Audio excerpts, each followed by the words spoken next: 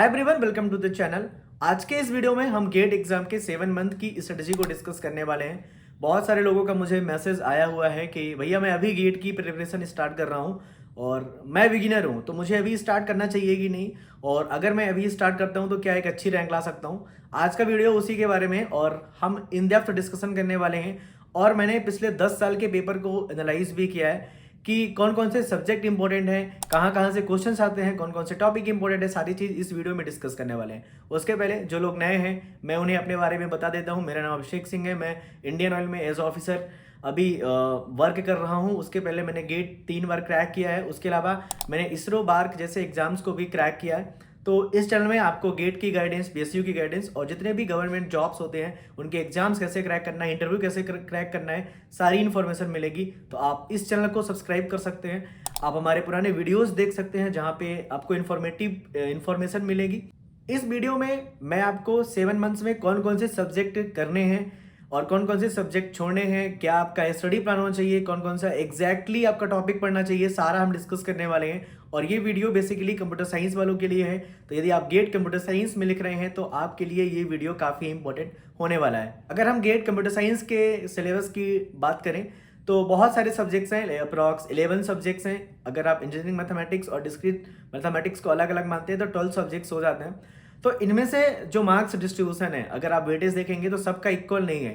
तो आज की इस वीडियो में हम सब मार्क्स डिस्ट्रीब्यूशन भी तो देखेंगे ही, और ये भी देखेंगे कि कौन कौन से सब्जेक्ट सबसे ज़्यादा इंपॉर्टेंट है। और पिछले 10 साल में जो मैंने डेटा एनालाइज किया है तो जो 8 ऐसे सब्जेक्ट हैं जहां से 70% मार्क्स आते हैं। तो अगर आप टाइटल देखें वीडियो का या थंबनेल देखें तो उसमें यही है कि 70+ मार्क्स विथ 8 सब्जेक्ट ओनली। आज हम उसको प्रूव भी करेंगे और उसके साथ ही हम पेपर को एनालाइज भी करेंगे पिछले 10 साल के, और उसमें से आपको कौन कौन से सब्जेक्ट पढ़ने हैं, कौन कौन से छोड़ने हैं, कौन से सब्जेक्ट के इंपॉर्टेंट टॉपिक्स पढ़ने हैं, सारा इस वीडियो में हम डिस्कस करने वाले हैं। एक डाउट होगा आपके मन में कि क्या हम 8 महीने में पूरा सिलेबस कर सकते हैं। बिल्कुल कर सकते हैं आप, अगर आप अपने आप में मतलब एक डिसिप्लिन रखते हैं और आप दिन में 8 से 10 घंटे देते हैं तो आप पूरा सिलेबस भी कर सकते हैं। बट कुछ लोग कॉलेज में होंगे, उन्हें कॉलेज में भी टाइम देना है, और कुछ लोग कोचिंग जाते होंगे तो ऑफलाइन कोचिंग में भी उतना टाइम नहीं मिलता है, अभी स्टार्ट कर रहे होंगे, तो कुछ लोग वर्किंग होंगे। तो आप ऐसे सब्जेक्ट करें जिनका वेटेज ज़्यादा है, जो स्कोरिंग ज़्यादा है। तो हम ऐसे 8 सब्जेक्ट डिस्कस करेंगे। उसके लिए मैंने पूरा डेटा एनालाइज किया है, मैं पहले भी बता चुका हूँ, उसको हम लास्ट में देखेंगे। अब जैसा कि मैंने बताया कि ओनली 7 मंथ लेफ्ट, 7 महीने रह चुके हैं, तो आपका प्लान क्या होना चाहिए। सबसे पहले प्लान का डिस्कसन कर लेते हैं। तो स्टार्टिंग के जो 4-5 महीने होना चाहिए आपको वहाँ पे रेस करनी है, सिलेबस के पीछे भागना है। आप दौड़ो, जितना सिलेबस कर सकते हो, दिन में 8 घंटे, 10 घंटे, 12 घंटे, जितना पढ़ सकते हो सिलेबस के पीछे भागो, और एक पीरियोडिक रिवीजन भी कभी कभी कर लेना वीकेंड्स में। अब स्टार्टिंग के 4-5 महीने में अगर बात करें तो आप आराम से 8 सब्जेक्ट कर सकते हैं। वो कौन से 8 सब्जेक्ट करने हैं, सबसे ज़्यादा स्कोरिंग है, वो हम अभी डिस्कस करने वाले हैं। तो आपकी स्टार्टिंग 4-5 महीने जो होंगे सिलेबस करने में, पूरा वीडियो लेक्चर्स देखें, और मैं प्रेफर करूंगा कि आप रिकॉर्डिंग लेक्चर देखें, रिकॉर्डेड। और अगर कोर्स की बात करें, फ्री रिसोर्सेज के बारे में मैं डिस्कस कर चुका हूँ, उसका लिंक भी आपको डिस्क्रिप्शन में मिल रहा होगा। और बाकी हमारे कितने महीने बचे हैं, 3 महीने, तो आप 2 महीने रिवीजन के लिए और प्रैक्टिस के लिए दे सकते हैं। और लास्ट का जो हमारा 15 दिन या 20 दिन या 1 महीने बचेगा उसमें आपको फुल लेंथ टेस्ट देने हैं।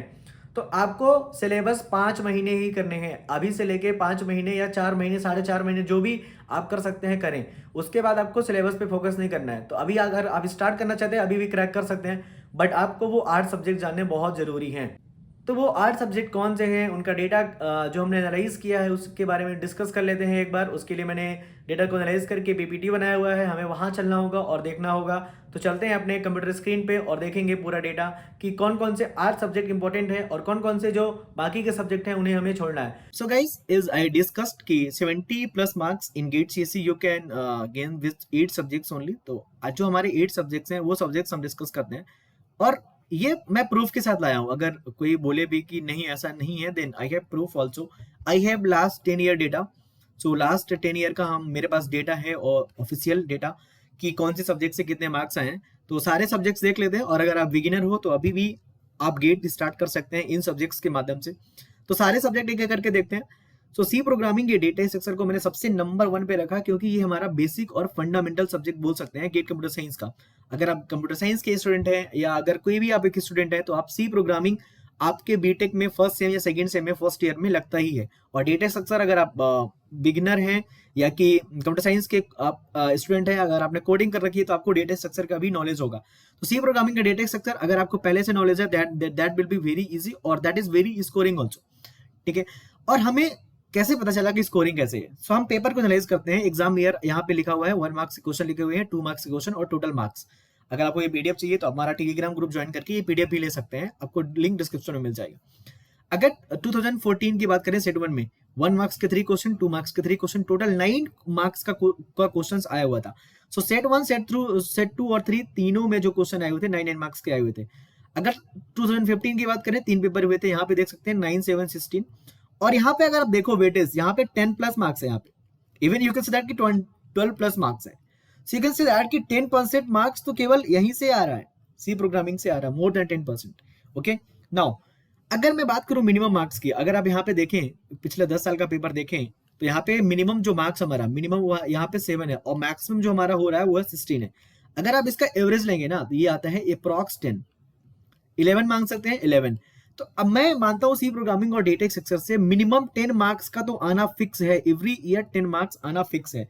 तो आप सी प्रोग्रामिंग और डेटा स्ट्रक्चर में 10 नंबर आसानी से ला सकते हैं और ये इजी और स्कोरिंग सब्जेक्ट है, इजी एंड स्कोरिंग सब्जेक्ट। अगर आपको सी प्रोग्रामिंग आपने पढ़ लिया एक बार और डेटा स्ट्रक्चर, तो क्वेश्चंस यहीं से आना है। हो सकता है 1-2 क्वेश्चन आपसे न बने, मैं मानता हूं कि 10 में से आप 9 नंबर या 8 नंबर तो इजीली ला सकते हैं। तो सी प्रोग्रामिंग अगर आप स्टार्ट कर रहे हैं तो आप स्टार्ट करेंगे इस सब्जेक्ट से, C programming in data structure से। और अगर आपको कोई भी पेड कोर्स चाहिए उसके लिए आप हमारे टेलीग्राम में हमसे पूछ सकते हैं कि कौन सा पेड कोर्स अच्छा है। और अगर आपको फ्री रिसोर्सेज चाहिए उसका भी वीडियो है, मैंने पहले भी बताया है, लिंक आपको डिस्क्रिप्शन में मिल रही होगी। तो ये आप देखें, अगर एनालाइज करें, मैंने पूरा डेटा जो है उठा के बनाया हुआ है आपके लिए, इतनी मेहनत की हुई है कि टोटल मार्क्स जो लास्ट का डेटा है, लास्ट 10 ईयर्स का डेटा है, कौन से सब्जेक्ट कर सकते हैं। सो नंबर 1 हमारा क्या है, C programming in data structure. Okay, so अगर मैं एवरेज मार्क्स की बात करूं, अगर सी प्रोग्रामिंग की हम एवरेज अगर बात करें, अगर एवरेज, तो एवरेज हमारा जो मार्क्स है वो है 10, ठीक है। एवरेज मार्क्स अगर बात करें, यहाँ पे मिनिमम हमारा जो था 7 और हमारा जो मैक्स था वो था 16 और सबको आप ऐड करके डिवाइड बाय 10 करेंगे तो आपका अप्रॉक्स 10 ही आएगा, ठीक है। So average marks 9 to 10 very करेगा, हम यहाँ पे 10 मान के चल रहे हैं। सो यू कैन से दैट कि सी एंड डीएस में हमारा जो मार्क्स हो रहा है वो कितना हो रहा है, 10 हो रहा है। So you can add this one, you can use your calci, you can note down and at the end you can calculate कि 70 प्लस जो मैंने बताया इज इट राइट और not. Okay, number second subject is algorithms and this is very logical subject. Algorithm पता नहीं लोगों को tough लगता है, समझ में नहीं आता है। आई थिंक उन्हें राइट एजुकेटर नहीं मिला हो या कि उन्होंने अच्छे से समझा नहीं हो कॉन्सेप्ट्स को। तो एल्गोरिथम अगर आप पढ़ना चाहते हैं तो मैंने फ्री कोर्सेज में पढ़ाया हुआ है, अपना फ्री कोर्सेज जो है, फुल कोर्सेज हमारा है, लिंक यूट्यूब पे है, उसका भी लिंक आपको डिस्क्रिप्शन में मिल रहा होगा, आप वो जाके देख लें एक बार।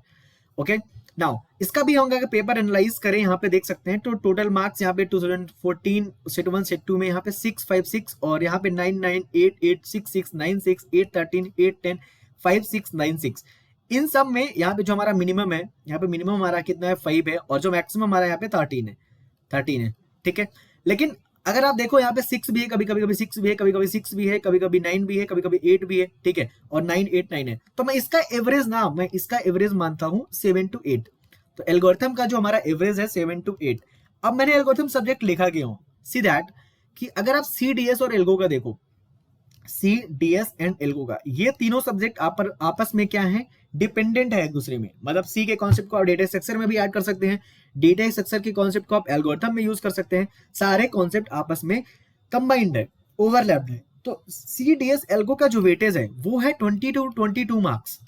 सो ये तीनों सब्जेक्ट इसीलिए मैंने स्टार्टिंग में रखा है। अगर आप गेट का सिलेबस ऑब्जर्व करेंगे, आप पीडीएफ डाउनलोड कर सकते हैं ऑफिशियल साइट से। सो सीडीएस को इन्होंने एक सब्जेक्ट बना रखा है, एल्गोरिथम को अलग सब्जेक्ट बना के रखा है। तो इन दोनों का जो कंबाइंड वेटेज है वो है 20 से 22 मार्क्स। और यहाँ पे हमने सीडीएस का पहले डिस्कस किया है कि 9 to 10 है और यहाँ पे एल्गोरिथम का मैं बोल रहा हूँ 7 to 8 है। You can note it also, right. और 7 to 9 मान सकते हैं, एल्गोरिथम का कभी कभी ज्यादा भी वेटेज आ सकता है। आप पिछला यहाँ पे पेपर देख सकते हैं, ठीक है। और 2025 का भी आप पेपर डाउनलोड करके वहां पे आप एनालाइज कर ही सकते हैं। 2025 का मैंने उसका डेटा नहीं उठाया हुआ है। सो नंबर सेकंड सब्जेक्ट जो हमारा था वो था एल्गोरिथम। सबसे इंपॉर्टेंट और सबसे ज्यादा scoring subject engineering mathematics and discrete mathematics and engineering mathematics is one of the easiest subject. आप अगर 12th तक की मैथमेटिक्स पढ़ के आ रहे हो, आपको मैट्रिक्स आता है, डिटर्मिनेंट आता है, कैलकुलस आता है, प्रोबेबिलिटी आता है, देन थोड़ा सा एक्सटेंड होगा यहाँ पे, और 50% सिलेबस 12th का ही है। तो इंजीनियरिंग मैथमेटिक्स, अगर आपकी मैथमेटिक्स 12th तक अच्छी थी, आपने IIT JEE वगैरह की प्रिपरेशन की थी, that is very easy subject. और डिस्क्रीट मैथमेटिक्स थोड़ा थ्योरेटिकल है, but still you can score अगर आप अच्छे एजुकेटर से पढ़ते हैं तो।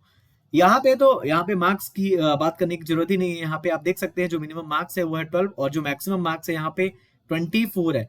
बट अब ये पैटर्न नहीं है कि 24 21 वाला पैटर्न, ये नहीं 19 वाला।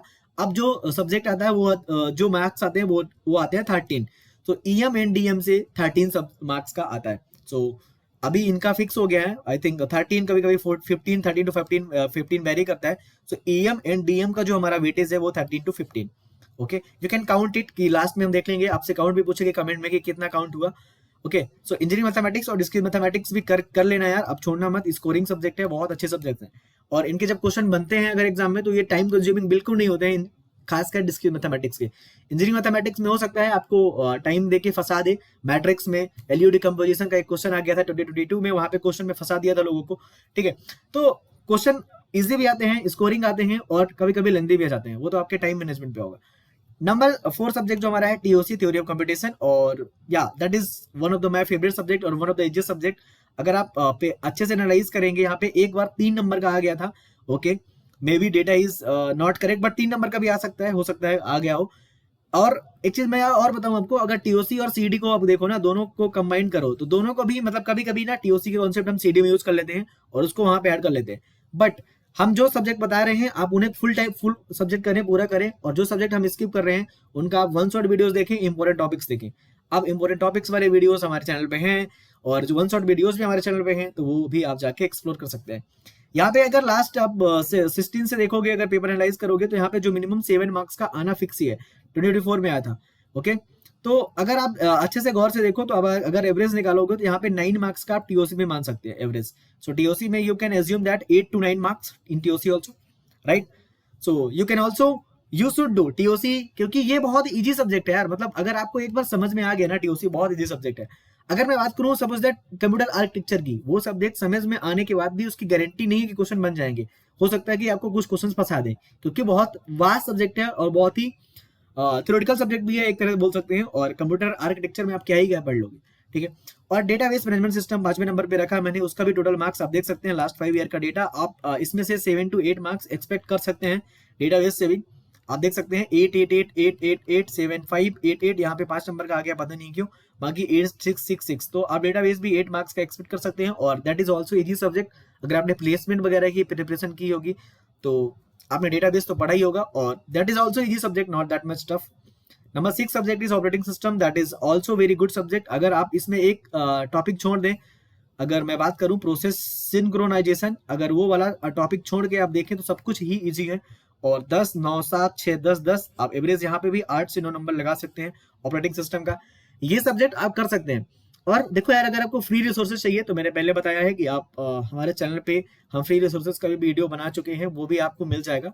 ओके, अगर आपने ये सब्जेक्ट कर लिए हैं, स्टिल आप वीडियो देख रहे हैं, अगर आपको किसी भी टॉपिक पे दिक्कत आ रही हो, डाउट आ रहा हो, आप कमेंट करें, उस टॉपिक को हम एक्सप्लेन करेंगे। नंबर 7 सब्जेक्ट जो मैंने रखा computer network, and that is also that much easy subject. अगर आप बात करें, थोड़ा सा ये थ्योरेटिकल जरूर है और ये लेंदी सब्जेक्ट है, बट स्टिल अगर आपने एक बार कर लिया तो आपको समझ में आ जाएगा। सो यहाँ पे मार्क्स देख सकते हैं 9 7 10 8 8 9, तो यहाँ से भी आप 8 to 9 या 9 to 10 मार्क्स का एक्सपेक्ट कर सकते हैं। ओके, और नंबर 8 सब्जेक्ट जो हमारा होने वाला है वो है एप्टीट्यूड, और यू नो दैट की 15 मार्क्स का जो हमारा एप्टीट्यूड होता है, और वो तो फिक्स होता है 15 मार्क्स।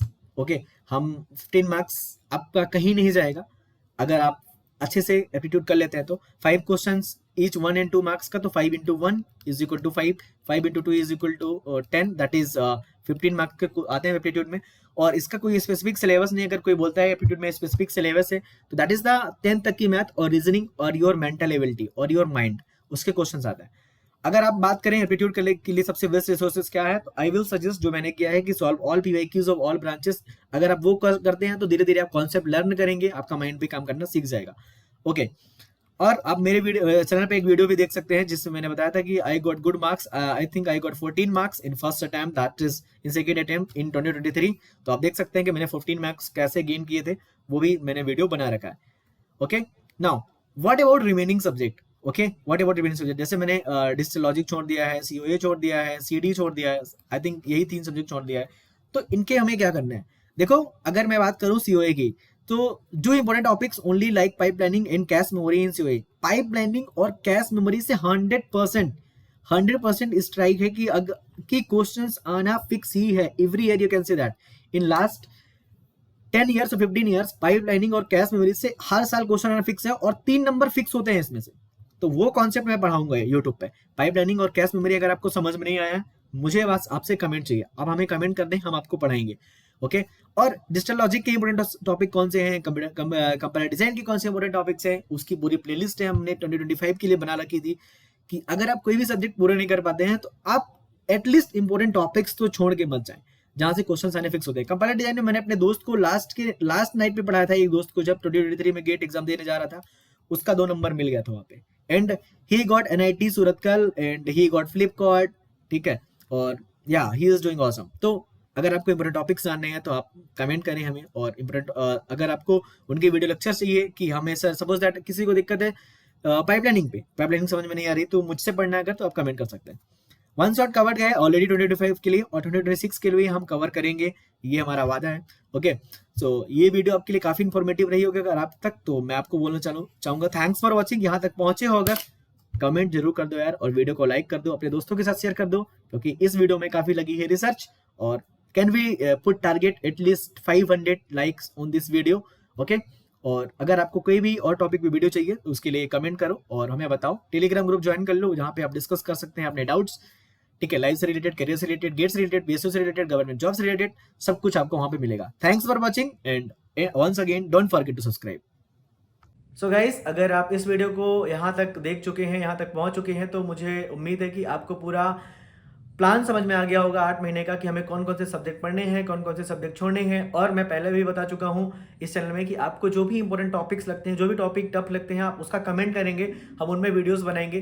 गेट 2025 के लिए भी हमने बहुत अच्छे वीडियोस बनाए थे, वन शॉट वीडियोस, और एल्गोरिथम का कोर्स भी पूरा पढ़ाया हुआ है, तो आप एक बार देख सकते हैं।